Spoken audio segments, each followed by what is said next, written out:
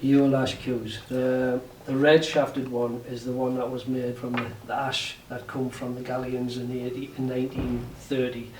The reason the colour of the shaft is that colour is because the salty air used to get into the wood, and when they made the cues it oxidised with the air.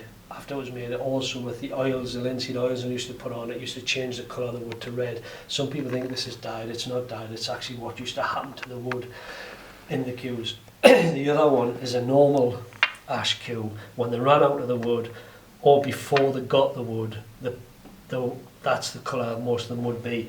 The red ones, you do get them slightly lighter and slightly darker, but this is roughly the colour of the shaft.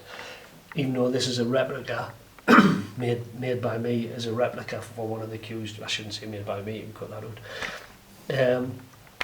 The thing is with the Ye Olde Ash cue is like most cues that piloted them, and there is earlier ones, but most people want the red shafted one because that's classed as a first edition, which is when it was first sort of advertised.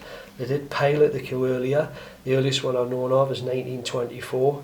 The badges on the early ones were always this shape, square, very square. They were more. I have had an ivory badged one, which is where I had 2 ivory badged ones, which are really rare. The weight stamps was usually the ounces below, but I've had them with the ivory ones, had the ounces above,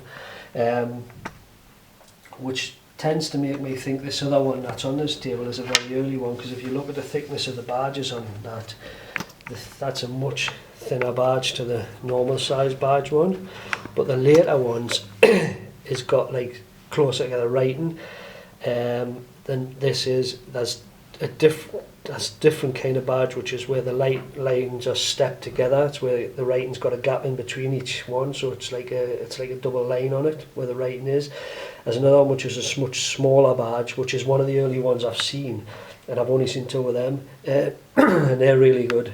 These are both Indian rosewood, but on them, both of them are Indian rosewood, but if you can see the difference between the colours in them, that'll show you the variations between Indian rosewoods at the time. And both this one that I made, the Indian rosewood, is from 1900, which is very rare. Stop.